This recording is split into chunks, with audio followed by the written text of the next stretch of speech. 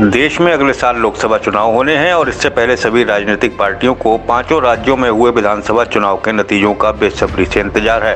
देश की दो सबसे बड़ी पार्टियां 5 राज्यों के विधानसभा चुनाव में दम दिखाने के लिए पूरी ताकत झोंक चुकी हैं। दरअसल इन राज्यों के विधानसभा चुनाव को लोकसभा के सेमीफाइनल के तौर पर देखा जा रहा है। एग्जिट पोल बताते हैं कि मध्य प्रदेश, छत्तीसगढ़ और राजस्थान में कांग्रेस बेहद मजबूत स्थिति में है। ऐसे में अगर इन राज्यों में कांग्रेस को बढ़त मिली तो इसका प्रभाव लोकसभा चुनाव में भी साफ दिखाई देगा।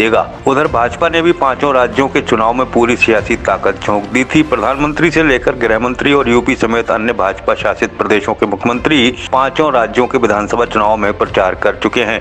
यही नहीं, भाजपा अध्यक्ष जेपी नड्डा और संगठन के दूसरे बड़े नेता भी इन राज्यों में स्टार प्रचारकों की फौज के साथ चुनाव प्रचार में उतर चुके हैं। 3 दिसंबर को पांचों राज्यों के विधानसभा चुनाव के नतीजे घोषित हो जाएंगे। इससे पहले चुनावी नतीजों को लेकर सियासी कयास लगाए जा रहे हैं। माना जा रहा है कि 2024 का लोकसभा चुनाव देश की 2 सबसे बड़ी पार्टियों भाजपा और कांग्रेस के बीच ही होगा। दोनों दलों के बीच लोकसभा चुनाव में कांटे की टक्कर होने के आसार हैं। जहां भाजपा राष्ट्रवाद और धर्म के मुद्दों की राजनीति को धार दे रही है, तो वहीं कांग्रेस पार्टी बेरोजगारी, महंगाई और जातीय जनगणना के मुद्दे को चुनाव में उठाने की बड़ी तैयारी कर रही है। राहुल गांधी और प्रियंका गांधी समेत कांग्रेस के तमाम बड़े नेता जातीय जनगणना के मुद्दे को हर जनसभा में उठाते रहे हैं। 5 राज्यों के विधानसभा चुनाव में भी सपा कांग्रेस ने जातीय जनगणना के मुद्दे को खूब उछाला है। अब लोकसभा चुनाव से पहले 5 राज्यों के आने वाले नतीजों पर सबकी निगाहें टिकी हुई हैं। हालांकि पांचों राज्यों में भाजपा अपनी अपनी सरकार बनने का दावा कर रही है, लेकिन एग्जिट पोल 3 राज्यों में कांग्रेस का दबदबा होने की बात कह रहे हैं। माना जा रहा है कि छत्तीसगढ़, मध्य प्रदेश और राजस्थान में कांग्रेस सरकार बनने के पूरे आसार नजर आ रहे हैं। इन राज्यों में भाजपा ने इस बार पूरी ताकत झोंकी है। ऐसे में अगर 3 राज्यों में कांग्रेस को बढ़त मिलती है तो इसका संदेश पूरे देश में जाएगा। दरअसल राजनीतिक विश्लेषक मानते हैं कि पांचों राज्यों के विधानसभा चुनाव के नतीजों की गूंज देश भर में असर दिखाएगी। ऐसे में इन राज्यों में बढ़त पाने वाली पार्टी लोकसभा चुनाव में हावी हो सकती है। उधर क्षेत्रीय दल बसपा, सपा और दूसरी पार्टियां भी राज्यों के चुनाव में बेहतर प्रदर्शन करने का दावा कर रही हैं। हालांकि लोकसभा चुनाव में यूपी समेत दूसरे प्रदेशों में क्षेत्रीय पार्टियां अपने अपने वोट बैंक के हिसाब से सीटें ले सकती हैं, लेकिन लोकसभा का मुख्य मुकाबला भाजपा और कांग्रेस के बीच ही होना तय माना जा रहा है।